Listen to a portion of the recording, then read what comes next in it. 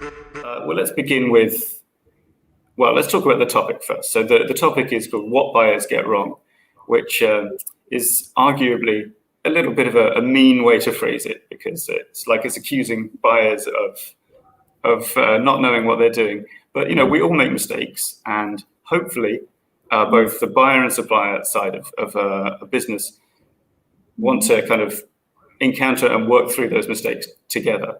So that's what we've got you all here for today, is to tell us what that looks like from the supplier side when something goes wrong in what buyers are doing. So the first question for you is, I think it's fair to say, newcomers, by which we mean people who have just started, they're making their first one or two buying orders from a supplier.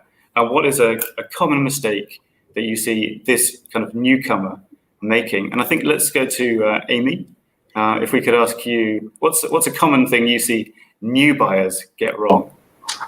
In my opinion, for a new customer, I want the buyer to make sure your contact information correct, because sometimes I will contact the buyer directly by email or by the phone. There is 30% the contact information is wrong. When I send an email, I will receive the reject email in 5 minutes because the email address is wrong. And secondly, the phone number, please make sure the phone number is correct. And sometimes I call the buyer directly, but I receive a voice that just says the phone is unavailable. For me, to our opinion, if I can contact the buyer successful, there is 80% I can go the further discussion with the buyer, because our product has competitive price and with for what they want. If I can get through the buyer successfully, I can go further discussion with them. So I think the first thing is to make sure the contact information is correct. That's very important to me. Yeah, that seems like a very good tip. I'm amazed that people, like 30%, that seems like a lot of people getting that wrong. And presumably they're going to miss out by doing that. I mean, how many times do you try and phone someone or email them? I mean, is it, before you give up, would you try twice or 3 times, or yes, what would you say? I always try twice, by email or by phone. I always try twice, but sometimes fail. Yeah, I mean, you can't spend all day doing it. I'm surprised and shocked by this, but actually, can I ask Winnie or Alan, have you encountered this problem yourselves? Yes, I will answer this from a different view. Sometimes some new customers come to me and just ask for a very low price products. I think this is a problem. I think they need to consider more about the whole cost, which include the after-sales service, the stable supply ability, and the one-stop supply ability, and so on. I think those are also the parts of the products and also the parts of the cost. Yeah, I think this is very important. Yeah, so you feel like maybe the newcomers haven't taken into account the other factors apart from the prices. Yeah. Is that what you mean? Yeah, I can see that, because I guess when you're a beginner, all you can really see is the numbers, and perhaps what would you advise them to do? Is it maybe just to, when the salesperson says actually it's more complicated, I guess they just need to believe you. So yeah, fair enough. And Winnie or Michelle, could we ask you what do newcomers, how do they mess up when they're looking for phone cases? Yeah, for phone case, if a new customer, I think sometimes if they didn't buy phone case before, maybe we need to communicate or contact with customer tightly. And sometimes we need to make some suggestion because they are not know about our products, such as we do some cross-body phone case. And it's very complicated because have a lot of accessories. Yeah, and some accessories we need to make it by handmade. So when customer have an idea, need to modify this design, and it takes time and take labor cost. But just 1 second, it come true, right? So that's the question. Real customer always think, I give you an idea, so you can make it secondly, very, very quickly. Actually, it's not. This is I see. Yeah. Okay, so be realistic, perhaps, is the tip there. Okay, well that's what our new buyers, then we think of some of their common mistakes, but presumably people learn as they become long-term customers. But is there anything that you have seen more experienced buyers do? Like, what's a kind of mistake that becomes a habit or a failing? So let's go to Alan with that one. Have you found a thing where you have a long-term customer and they just keep doing this kind of same mistake again and again? You mean for the long-term customers? Yeah, I mean, do they learn from their mistakes, or are there some problems that some people always seem to have? For the long-term customers, I think they have the big problem with the same problem with some of the new customers, and sometimes they only need to shorten the delivering time. Actually, they need to think a little bit about for the factory's activities. So do you mean that they need to think more in terms of improving their lead, like giving you more lead time, and then like to shorten the delivery time? Is that like the kind of way they could solve that problem? Yes, actually, this is the problem. Sometimes the factory need to place orders into production one by one. So sometimes old customers just come to ask, you need to remove some small customers' orders and just put my orders into production. I think this is a problem because for all the customers, to me, we value them very much. So we treat them at the same level. Oh, that's good. That's very commendable. Yeah, because I mean, those big buyers would, Yeah. At one time they were small and they would not want to be treated that way. You would hope. Actually, for the small customers and the big customer, we treat them at the same level. Yeah. Oh, that's good to know. So, Winnie and Michelle, how about you? Have you found some like recurring mistakes that even the long-term customers make? For the long-term relationship customer, we call the regular customer, right? Sometimes I found 3 main problem or questions we may met. First, because they are our old customer, sometimes they will have some urgent small order, which is under our MOQ.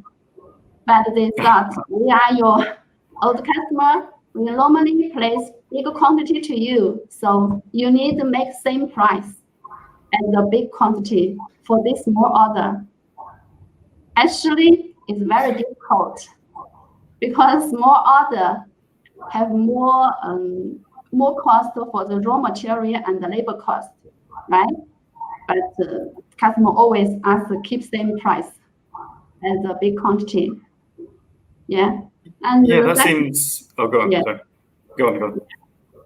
And the second question we met is, our VIP customers, sometimes we think we should be responsible for their end user.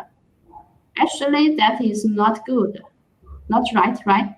Because if you use a phone case, such as this is a liquid phone case, you can see there has a liquid oil in the case. It can move. It has oil inside. But in this phone case field, we have 1%. The oil will leak out. It may destroy your phone case, your real phone.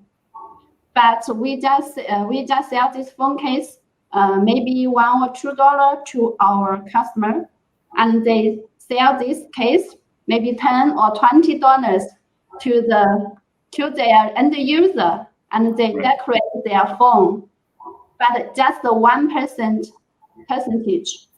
The customer said, you destroy my phone, so you need to pay back to my phone, maybe $900 for Apple, right? And they asked me to pay this $900.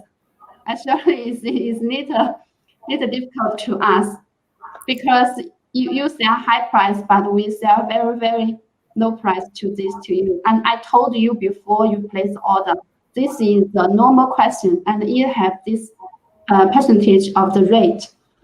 It cannot be 0. Yeah. Fair enough. Yeah. Okay, and I mean, it sounds to me like the VIP, the regular customers can get a little bit presumptuous, like they assume that you're going to do anything they want. So, can I ask you, Michelle, when you get this kind of demand, when somebody wants a below MOQ order for a crazily low price, how do you deal with that? Do you just have to, like, well, what do you do? Sometimes if regular customer ask for a low quantity, if it's not very complicated, we will do it for them. Actually, it's very difficult, but for the price, we maybe add a little. But we also, we can bear some cost, especially for our friendship, because we have no relationship with them. We cannot just focus on this small order, right?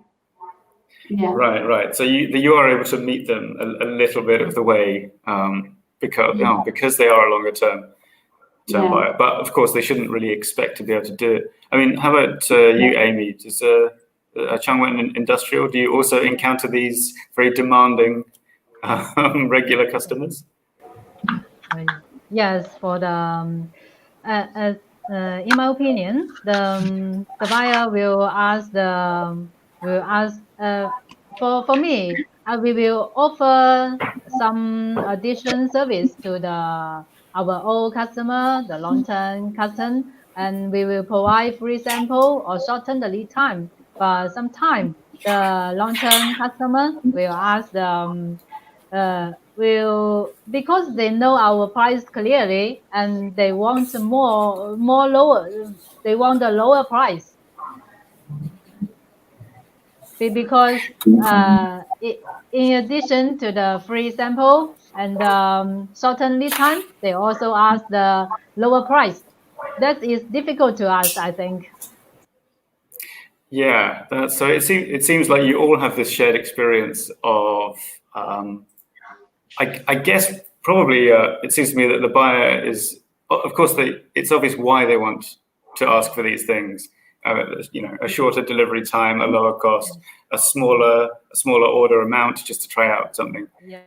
But perhaps the takeaway is that you have to understand that you can't kill your factory in order to make a product today, because then tomorrow, who's going to make your next product? Sorry, I've just had a note from our tech team. That Amy has to drop out. There's a bit of a problem with her video feed. We'll try and get her back in as soon as we can. But in the meantime, we'll proceed with Alan, Winnie, and Michelle. So sorry about that.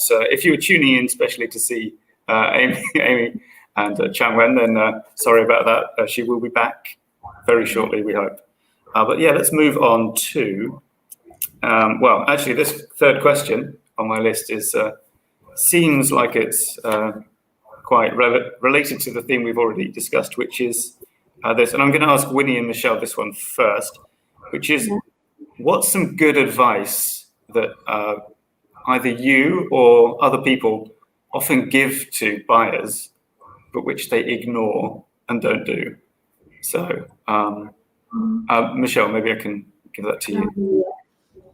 For the suggestion, first from the art, because we are more professional than customer. Sometimes we may make some suggestion to customer.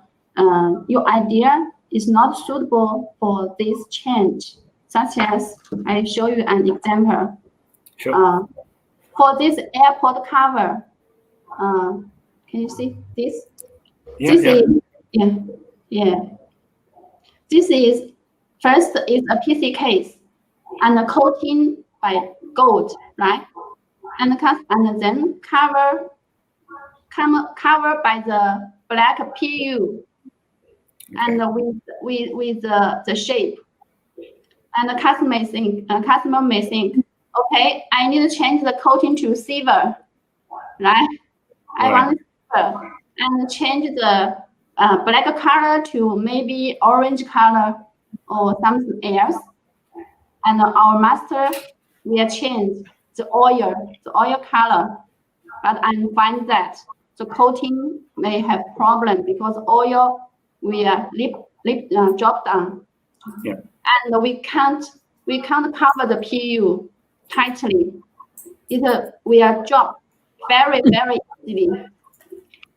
Maybe it's because of the color changing, but the customer may think it's very easy, just change color. Why you cannot do that? So this is a suggestion we want to explain to customer. Sometimes our suggestion may have reason. You can know that. Yeah. Okay. Yeah, that's. And the second one, sometimes we will share some new trends, new product with customer, and we for our phone case, we suggest customer to that if you have some new model come out, such as the iPhone 12, right? iPhone 12 come out, right? And we heard the news maybe launched in October or September, whatever, but we got the news. So we will suggest our customer to place the iPhone 12 models maybe in June or July, at least 3 months in advance, because we need to produce the bulk, and you need shipping by the sea. Then you can get the product and load in your shop, right? This needs at least 3 months. But sometimes customer will not listen to. Did they just wait and leave it too late? Okay. They want to wait the real case. And there is another news that after the iPhone 12 launched, we didn't hear the news that the MagSafe case. Do you know that? No, what's that? MagSafe case, which means the iPhone 12 case have the MagSafe function. Your charger, they sell a charger, and they can charge without line. Oh, I see. Okay. So you can move around with your phone. No need a wireless charger or no need the cable. This is a new function. Yeah, and you can't wait for it to be launched and then release your product because you'll be months late, right? So you have to act straight away. So we can't wait we can't wait that even the products launch out. We need to move in advance, right? So you can have the sales market, which can help our customer get profit and money, right? Because that's right, because then they can keep ordering things from your factory. Time is money. If you move fast, you can get more.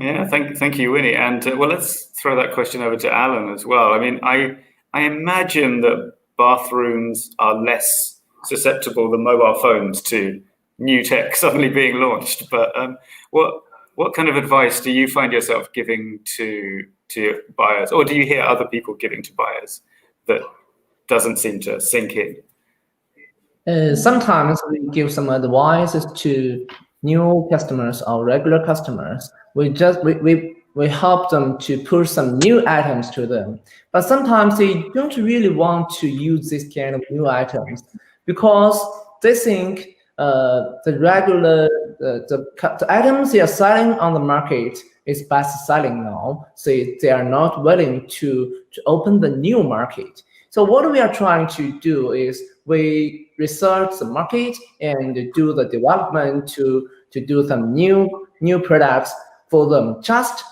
for them to develop to open the new markets. I think this is a problem. Yeah, I see. Can you give an example? Do you mean, for example, you have like new styles in the decor? Is it that kind of thing? Yeah. For example, in our industry, we produce toilet and something in the bathroom. This is not. It's different with other industries. We are not upgrade very fast our products. So for our old customers, for example, the toilets in their markets they sell for so many years. So they just place order for these items because they know this one sells well.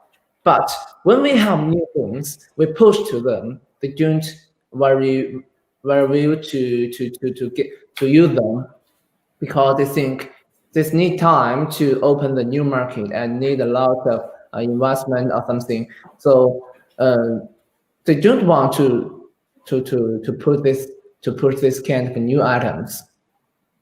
Yeah, I can see in a relatively infrequently bought product type, you could see why people are cautious.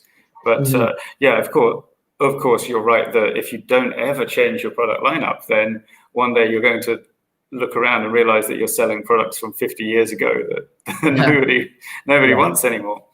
So and that's a good tip. I mean, what I'm hearing from both the kind of mobile phone cases and bathroom supplies is that your suppliers, if you're talking with your suppliers, they're doing other things and doing research and planning ahead.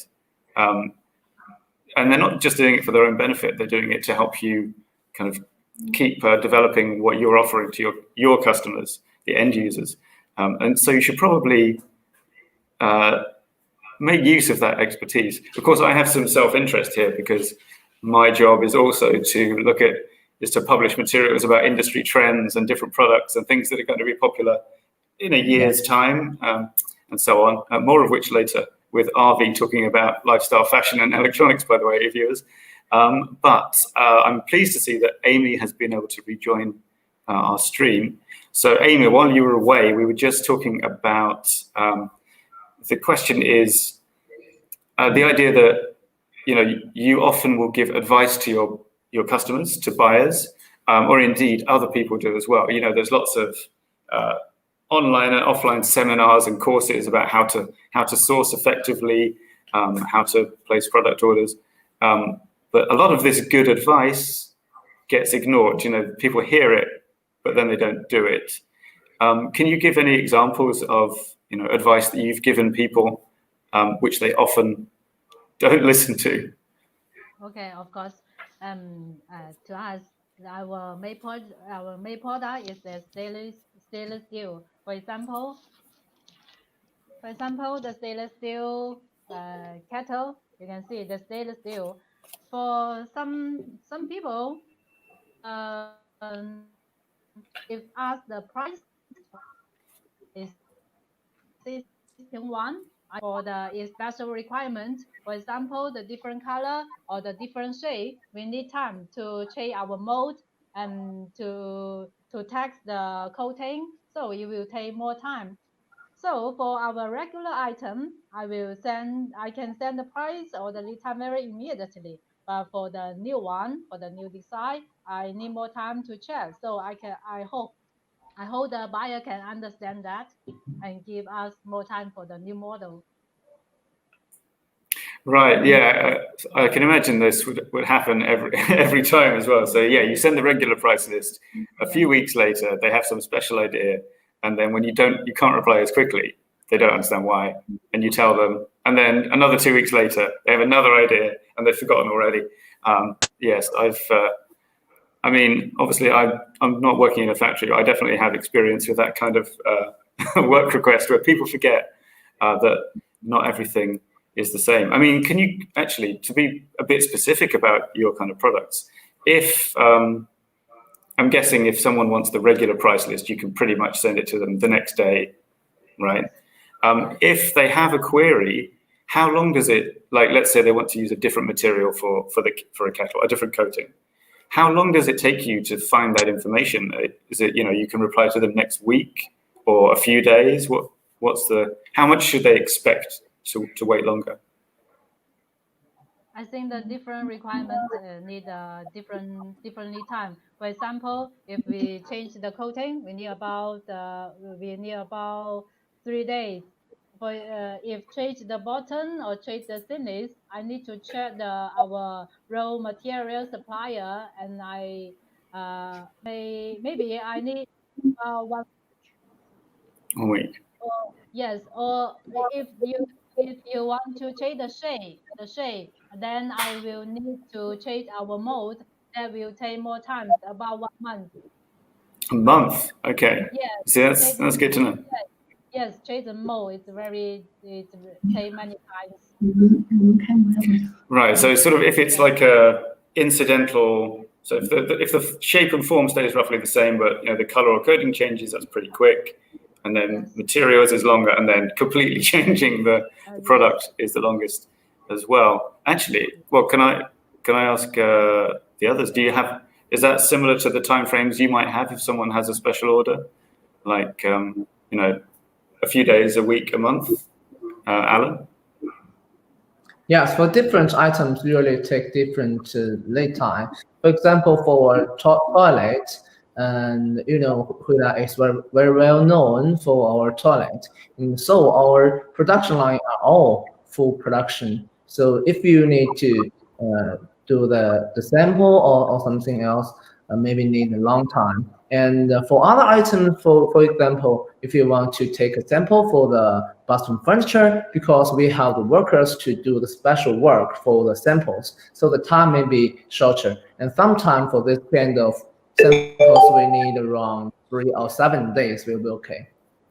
3 to 7 days, right. And Winnie and Michelle, how about you? Are we looking at a similar kind of, taking the time to find out how long it will take, about a week for material changes and so on? Sometimes our new product is around a month, and the normal products like this, and this is a simple one. It always take 7 days to 14 days. Yeah, about 2 weeks. Yeah, fair enough. And I think if anyone has worked at a large-ish company, they should be able to understand the process as well, right? If you need to find something out, you've got to go and email someone. They have to ask around the office for a little while, get back to you the next day, and so on. So you can probably guesstimate how long all these processes would take anyway. All right, let's go to another question. I'm going to throw this one to Amy as well, because she's missed out a bit on the questions due to having to relocate.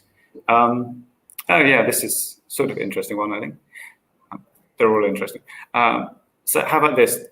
Could you tell us about something in your job that everyone thinks is really easy, but in fact is quite difficult? Yes. For example, some whatever the new customer or the long-term customer, they will ask the store item. They think we will have a season the item. For example, the store one. They think we will have 1,000 or 500 door here, but actually we don't have, because our item is just for our coating, the material, one or two is special clients, not for everyone. So we don't have any stock. So when some customer ask the stock item, I can say we don't have any item. We need to produce the new one. The second question is some buyer will ask the price list for our product, because we are stainless steel, cookware, and kitchenware. We have many cattle and many. So we don't have the price list, because the material and the color will affect the price. So be honest, I cannot provide the price list in one time. So I hope the buyer can understand us. That's all. Yeah, right. So what they think is easy is they think you just have all this stuff lying around ready to send them at any time. Yeah, I can see how that would be a little frustrating. Sorry, yeah, so we have some comments coming in, which Bruce would like to share. So from Mohamed Kone, I think building an exclusive relationship with selected customers to beta test a new product can make its introduction to the market easier. Yeah, that is an interesting comment. I don't know what industry Mamadou is in. Although actually, since we're speaking to Amy, is that something that your company has tried or would do, like kind of trying out a new product by sharing it just with selected customers?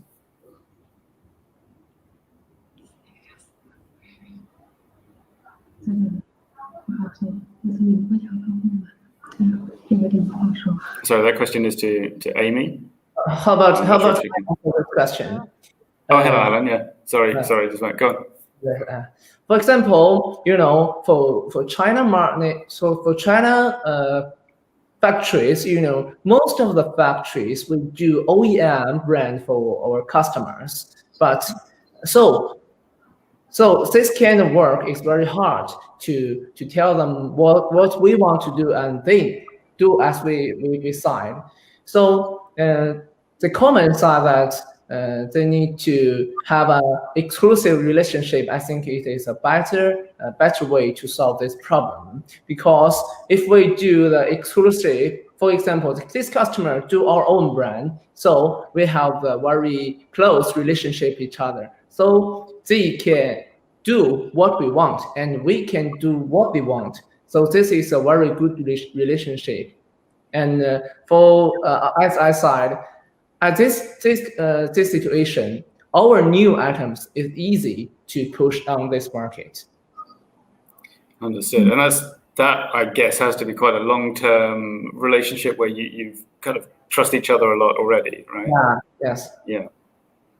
And Winnie and Michelle, do you have a similar thing where your newest, brightest ideas go to selected customers? I think we need to make some background research of the customer. If the customer is good or big enough, we can make the exclusive new product for them, such as we have this product. This kind of product, we make a lot of design every year for our one Sweden customer, and we sign the contract with them. We only offer this kind of new product to you in whole the Sweden country. We will not sell this kind of design or idea to other distributor or wholesaler in Sweden. This help our customer focus on the market. And actually, this customer is our very, very VIP customer. And every year, they maybe place, maybe $100 million to us. Yeah. That's a lot of dollars. Yeah, I can see why they're the very VIP customer. Yeah. So we do this, and it works for both of us. Yeah. Excellent. All right. So are we going to go to? I think we have another question from the comments. I'm just looking off camera to our producer. That's a little unprofessional. Sorry. Okay. Let's see. So for a new buyer that has a limited budget for a new product, our company is able to be flexible in terms of MOQ. That's from Martin B.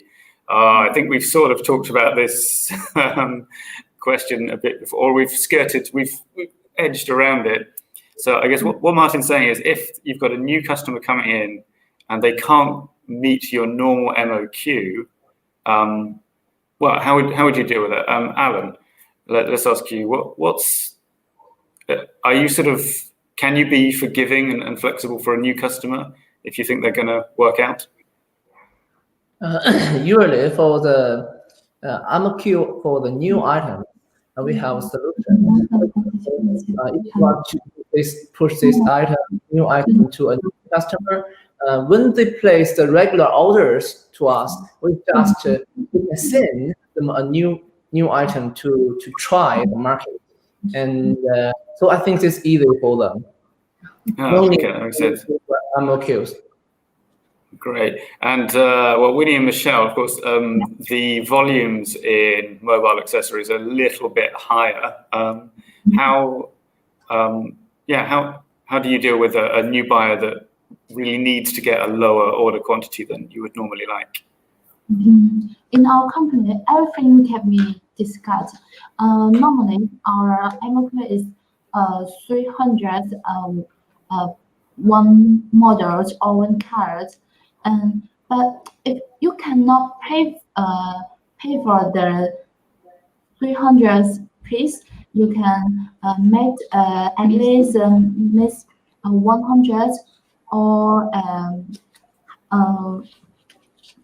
we can discuss for this, yes, but the cost will be higher than the MOQs, yes.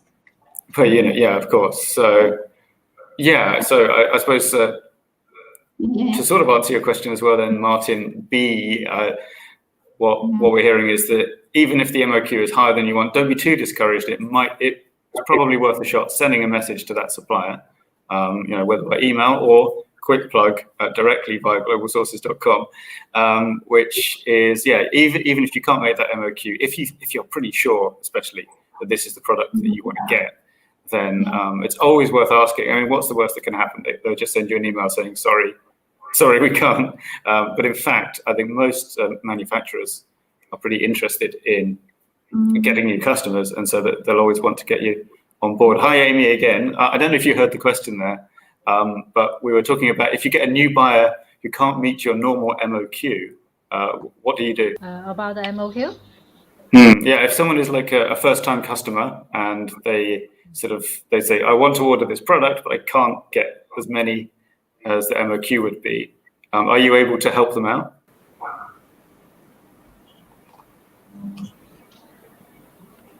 To our product, our MOQ always, for example, take this 1,000 pieces. If lower than the MOQ, we may suggest to combine the order with the other client. Then the new buyer for the low MOQ, they can combine. I suggest the existing color, the existing shape, because we are producing the mass production for this item, so the other low MOQ can share the order. Right, and you can sort of match make them you'll tell them we have someone else who's. So that's the solution that's so simple. I now feel silly for not having thought of it before, but that's excellent. So yeah, that's another question that you could ask. Speaking of other questions, what else do we have in the comments? Hearing Shadia, who I'm sure I've just mangled your name, sorry about that. How do you identify a good buyer? Yeah, obviously you receive a lot of inquiries. How do you know? I suppose the other part of the question is, how do you spot a bad buyer? But yeah, what tells you that someone's going to be a good buyer, a good customer? Let's go to Winnie and Michelle first with that. How do you spot a good buyer? First, we will do some research by Google from customers' website, or if how many people or how many workers they have, and which country and which province their office located. And if the company is big, maybe they have stock. I can get the stock report and get some results. And secondly, I will talk and communicate with the customer directly. Maybe you can ask, what about your sales market and the percentage you may have for this kind of product, and how much the sales data per year in your country. Yeah. Right. And also, if we become we cooperate with each other, we may ask the customer can you share me with the result that how many percentage our products sales in your country? Maybe you have a lot of supplier and you import from China or other country for this kind of product, and I'm the one of them. So can you share me how much the percentage of it I am? So maybe because I know the sales data you place to me, so I can count out what's the Right. sales you get. Yeah, yeah. Right. That's interesting. So basically, everything the buyers do to you, like checking your websites and researching, also gets done to them. That's good to know. Alan, do you do something similar? Do you check out the buyers when they contact you? Yes, I saw. Usually for good buyers, they not only concerned about the low price, they also concerned about the scale of the factory and the supply ability for the certifications, some of the test report, and even some of the big customers, they need company to do the social responsibility works. Yeah. So yeah, they have a deeper perspective on it.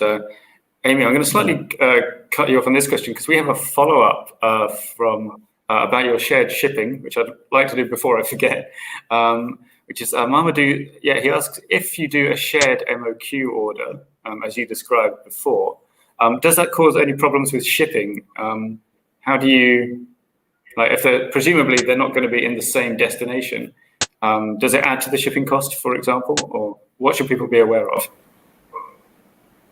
Do you mean the destination is different? Yeah. That's no problem. We can, for example, we can ship the 40 high Q to one destination and less than the container to another destination. That's no problem to us. Okay. Does it increase the cost of the shipping at all, or not really? Yes, it will increase a little bit. I will check with the shipping company to calculation the cost. It will be a little different. Sure. Okay, good to know. So there you go. That's the answer to your question, Mamadou, is that, yeah, it is a little bit of a problem, but not really. So that is good to know. Do we have time for one more question or not? One more, go on. Okay, so we'll see if we have one more from the comments. Robert Burleson, I'm unrelated to his guest, but would like to hear how to avoid deceptive or fraudulent sellers.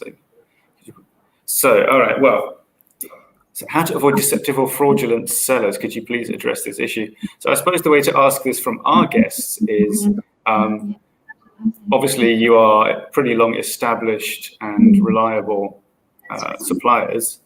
So how is it that buyers know that? What is it that they can look at in your company and know that you're legit? Actually, I think Michelle's answer about just doing the Googling, that's got to be part of it, right? It's, see if they have, check out the website, see if it looks legitimate. But yeah, how do you prove to buyers that you are reliable? Let's go to Alan first with that. How do you convince buyers that you're not going to cheat them? Firstly, usually some customer want to know more about us. We will invite him to visit our factory. When they see the factory, they will know we are trusted. And the second way, usually we will tell them which big customer in their market we are cooperate now. Yeah. So they will know we have the ability to supply them.